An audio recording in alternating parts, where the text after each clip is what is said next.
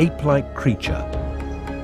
Then, in 1958, as loggers plunged even deeper into the ancient forests of the Cascade Range, they found huge footprints unlike any seen before.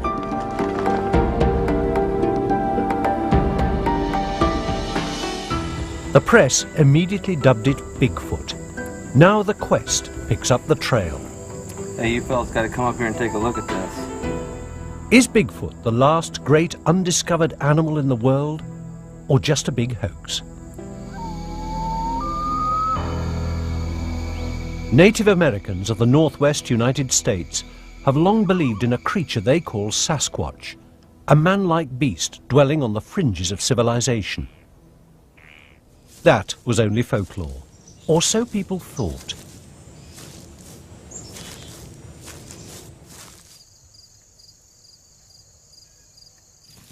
Then, as legend turned to rumour, two hunters who'd never seen Bigfoot set out to shoot it on film.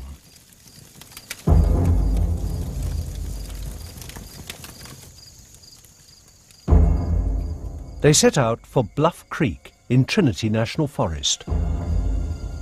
260 kilometres north of San Francisco, it had a reputation as one of Bigfoot's stomping grounds.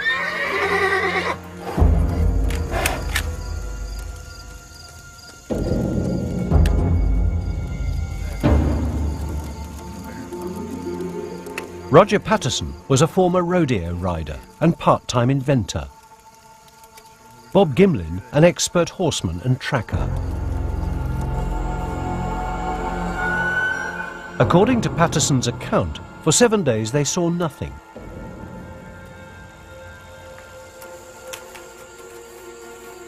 All that changed on October the 20th, 1967. When it happened, the horses were the first to know.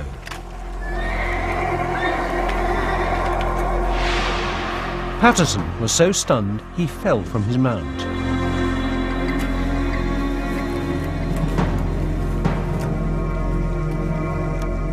As he stumbled forward with his camera, he claimed the creature paused to look back at them. Gimlin trained his gun in case it attacked. The creature had seen enough. It took off into the forest. Patterson followed its flight with his camera, but he'd already taken too many shots of the scenery. Abruptly, he ran out of film. This is the actual film shot by Roger Patterson.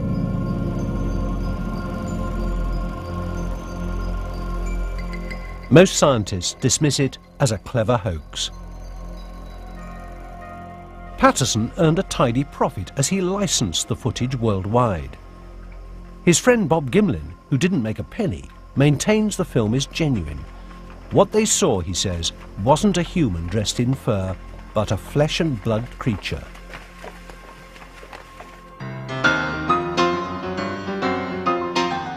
Separating fact from fantasy isn't easy. Since Bigfoot first appeared in the Californian press, the story has multiplied in the American tabloids, where every year brings another tall tale.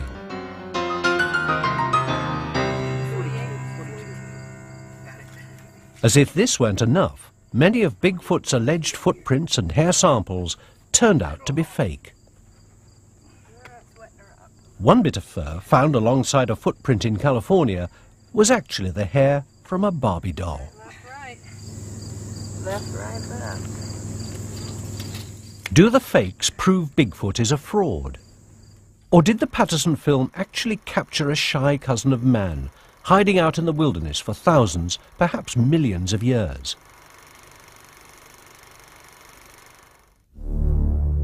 If so, he's not alone.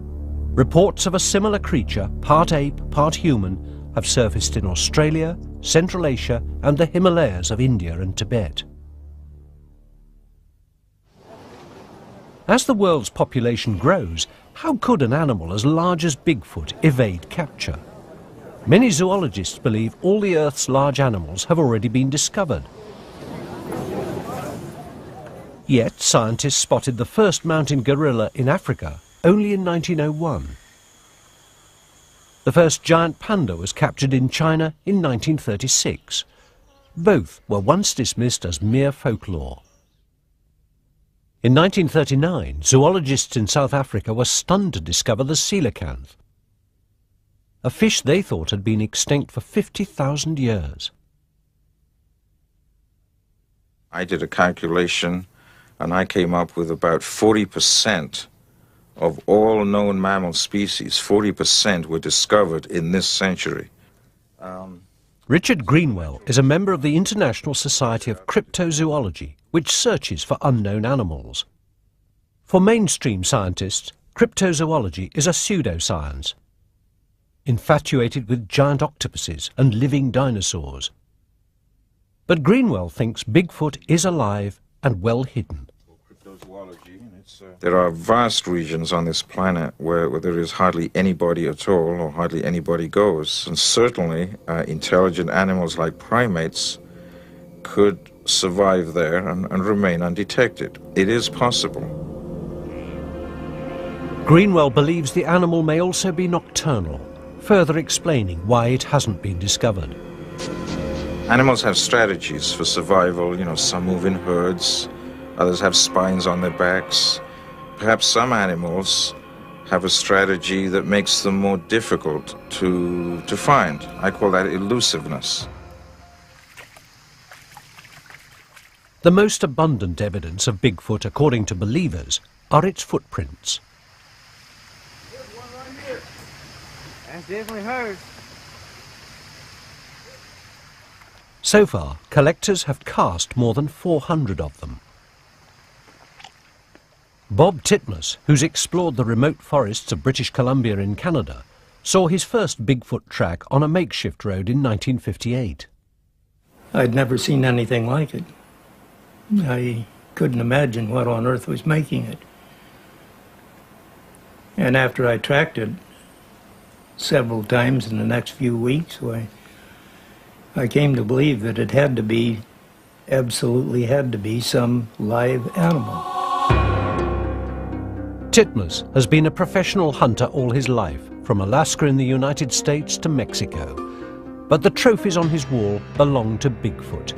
He believes no man or machine could have made these tracks. The fluctuation in the track, in the movement in the foot, and the places this would go that no mechanical thing could have gone. The tracks would eventually lead Titmus to a remote canyon in the Rockies of northern British Columbia on a summer day in 1963.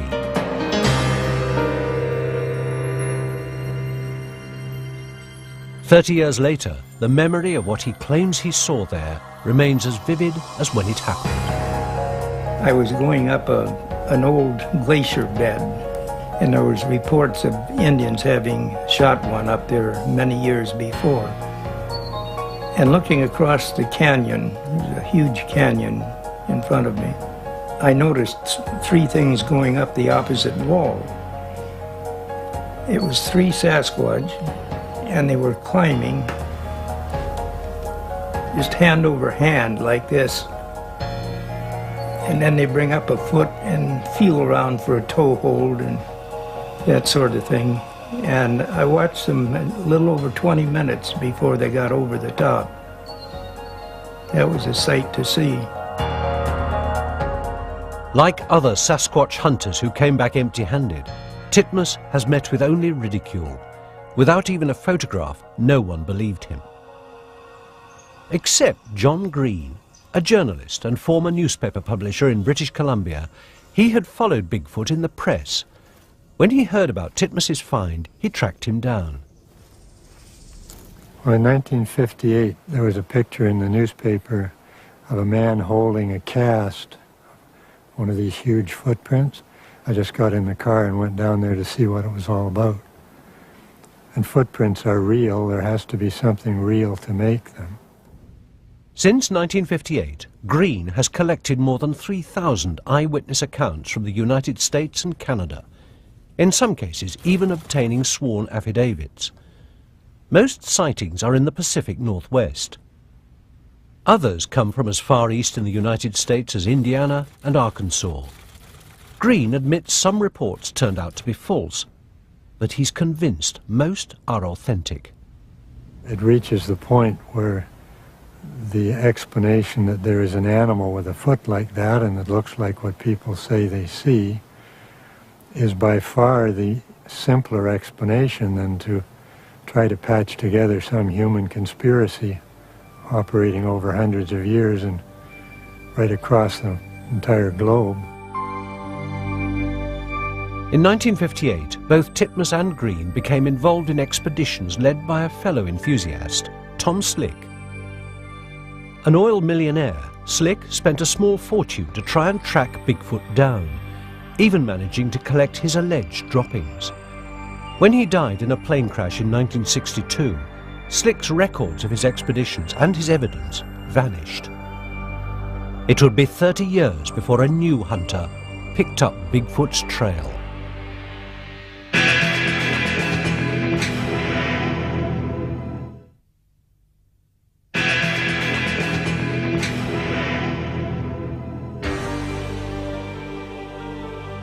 The headquarters of the search for Bigfoot is here at Washington State University in the United States. Anthropologist Grover Krantz has risked his professional reputation by taking Bigfoot seriously, largely because he believes the footprints are real. They're not just oversized human feet. They show 7 slightly different characteristics. 5 of these I've published in journal articles. Krantz won't disclose the other 2 traits he says are typical of Bigfoot tracks, so that he can more readily detect a fake. Compared to the length, any very large human... The traits Krantz will reveal include flat feet, wide feet in comparison to their length, and toes nearly equal in size. Compared to a human. Some prints claimed to belong to Bigfoot have dermal ridges, like a fingerprint. Once again, some have turned out to be all too human. Nothing but clever forgeries. Still, Krantz has found examples of Bigfoot tracks he believes would be impossible to fake.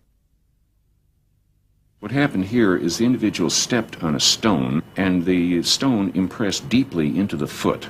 Now, we know that this was not a fake that somebody put on and rocked it side to side to get the impression on both sides, because a very good fingerprint expert was able to trace dermal ridges running all the way across the footprint without any break right through the rock impression. And since there's no human foot that this is this large, and no human foot has that thickness of padding, we're quite sure this is real.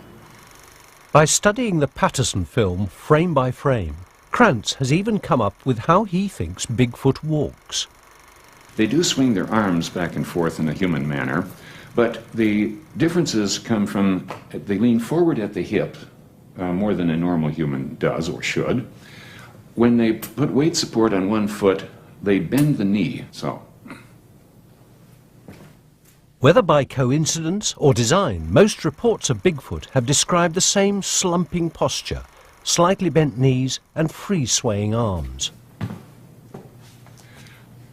That's roughly how the Sasquatch is walking on the Patterson film, and that's about how they would have to walk if they weigh 500 pounds or more and are well muscled. Solid proof, like Bigfoot, remains elusive. Yet the camera-shy creature gets around. It's even been spotted on the other side of the world.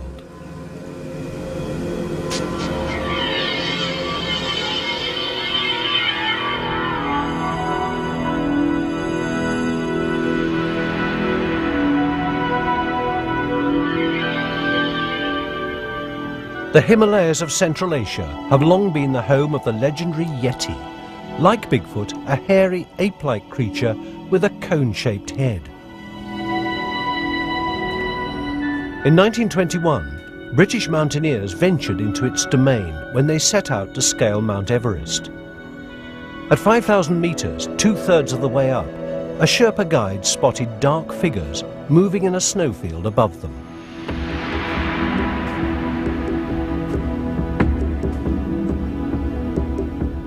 According to the guide, the creature was the shy Matawa Kongbi, the man who is not a man. A mistake in translation would give it its popular name, the Abominable Snowman.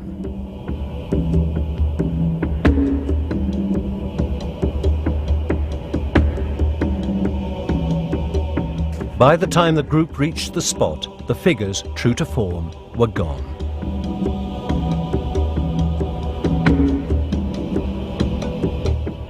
Overnight, the reclusive abominable snowman became a worldwide sensation.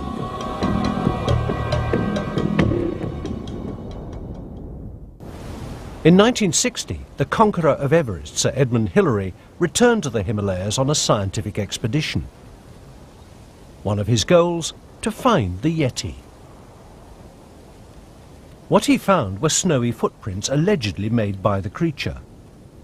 He concluded they were ordinary animal tracks, perhaps those of a bear, enlarged and distorted as the snow melted. Hillary also examined a so-called Yeti skullcap preserved in a Tibetan monastery. It was actually the skin of a goat-like animal called a sarau. The abominable snowman, it turned out, was also invisible. The Sherpas believed he could disappear at will. The Yeti, Hillary concluded, was merely a fascinating fairy tale.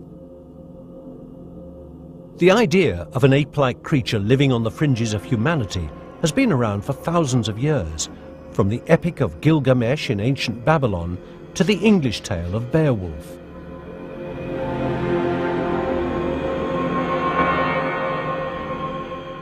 Could it be that over millennia, people around the world have conjured up the same myth? Since Pliocene times, a possible answer to the riddle of Bigfoot lay hidden in a remote cave in China.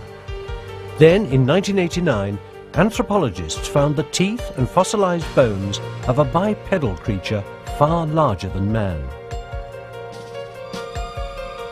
The bones were mere fragments, but scientists estimated the animal stood more than 2 meters tall and weighed as much as 540 kilograms. They named it Gigantopithecus. This is a specimen of lower jaw of Gigantopithecus. This is the only adult male specimen. It contains the teeth and the tooth-bearing part of the jaw. When you compare that with the human jaw, broken off at the same parts, you can see it's obviously extraordinarily large. Some anthropologists believe we share a common ancestry with Gigantopithecus. Then, 11 million years ago, our lines split and we climbed different branches of our family tree. By 2 million years ago, Gigantopithecus roamed the land alongside Homo erectus, our upright ancestor. The proof lay in the cave in China. Along with the Giganto bones, scientists found fragments of Homo erectus dating to the same time. If the two creatures coexisted 2 million years ago, could we still be living with Giganto's descendants? Grover Krantz likes to think so. The descriptions that people give of the Bigfoot are the same size as what we have reconstructed here on the Gigantopithecus. It comes out to be about 8 feet tall, hairy, wide-shouldered, a very heavy set, and with a nearly ape-like face, but somewhat straighter, more vertical. And that's an exact description of the Bigfoot. According to his theory, Gigantopithecus originated in East Asia, where its bones were found. It could have crossed into North America over land bridges that formed during the Ice Ages. This was the same route taken by the first Americans, whose descendants still know the creature as Sasquatch. With nothing to go on but debatable sightings and questionable footprints, Bigfoot, by any name, remains the mere shadow of a ghost. Its bones have never been discovered. But Grover Krantz thinks he can explain that. He believes animals dying a natural death tend to hide themselves before they die. And until someone traps a Bigfoot, no bones will ever turn up.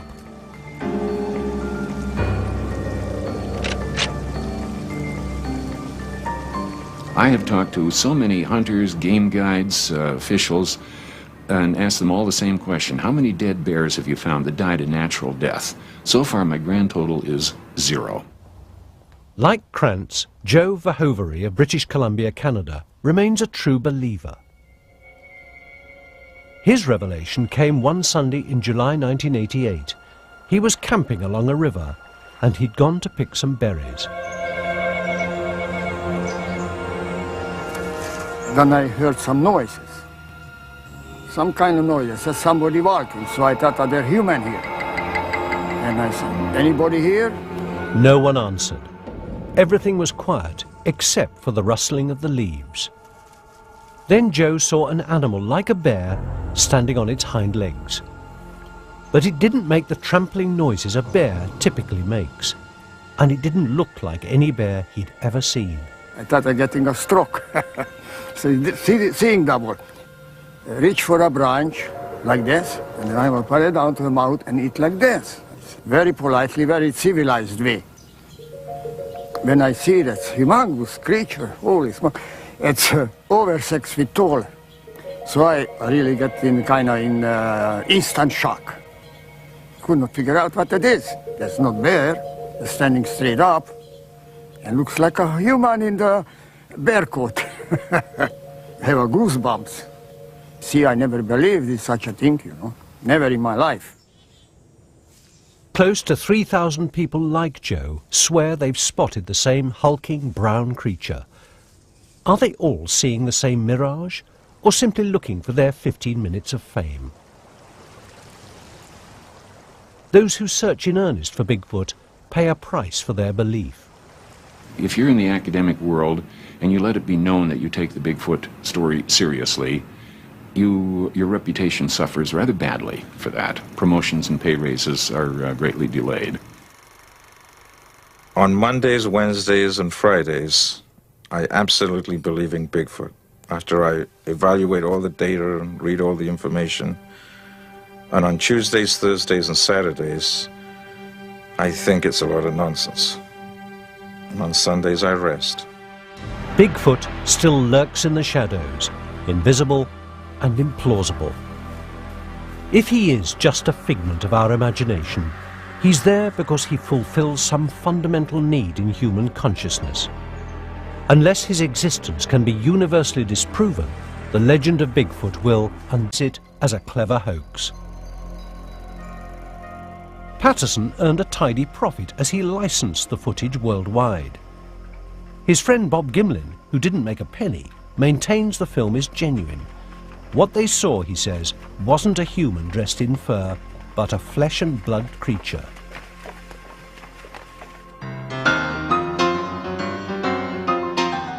Separating fact from fantasy isn't easy. Since Bigfoot first appeared in the Californian press, the story has multiplied in the American tabloids, where every year brings another tall tale.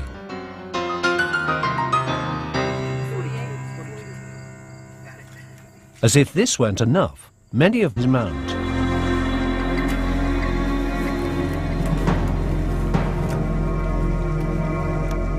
As he stumbled forward with his camera, he claimed the creature paused to look back at them. Gimlin trained his gun in case it attacked. The creature had seen enough. It took off into the forest. Patterson followed its flight with his camera, but he'd already taken too many shots of the scenery. Abruptly, he ran out of film. This is the actual film shot by Roger Patterson.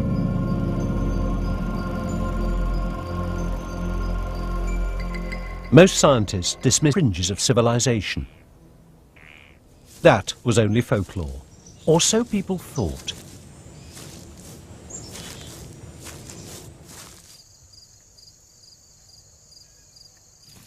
Then, as legend turned to rumour, two hunters who'd never seen Bigfoot set out to shoot it on film.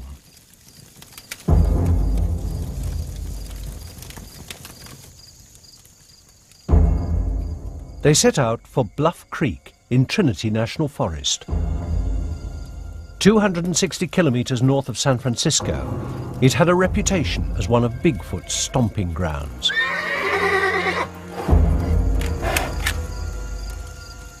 Ape-like creature.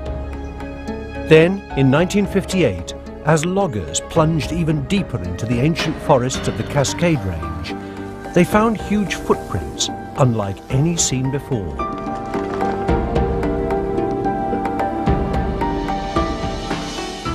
The press immediately dubbed it Bigfoot. Now the quest picks up the trail. Hey, you fellas got to come up here and take a look at this. Is Bigfoot the last great undiscovered animal in the world, or just a big hoax? Native Americans of the Northwest United States have long believed in a creature they call Sasquatch, a man-like beast dwelling on the...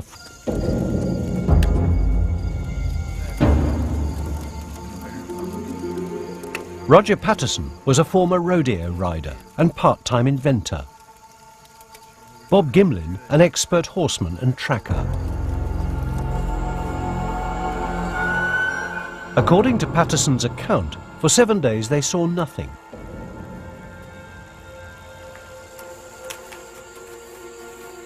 All that changed on October the 20th, 1967. When it happened, the horses were the first to know.